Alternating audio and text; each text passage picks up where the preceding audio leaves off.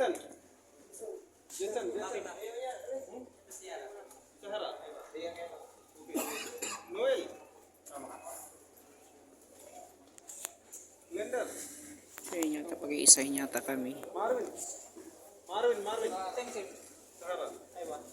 Harold. Harold is Sahara. Jesse. So yan guys, ang ganda ng ano namin, accommodation. Very malinis talaga siya.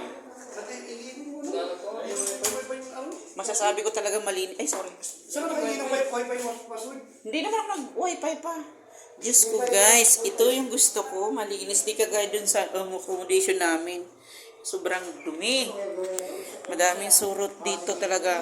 Power na power talaga. Ay, nakakaloka. But guys, ayan.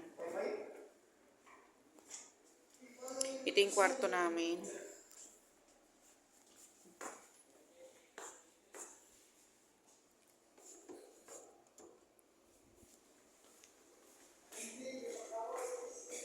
So, ayan, minsan. Ito yung kusina, guys. Ito talaga masasabi na literal na, no? Kasi, guys, trabaho kami sa cater talaga. Ayan, may mga gamit, guys. Pwede kami magluto.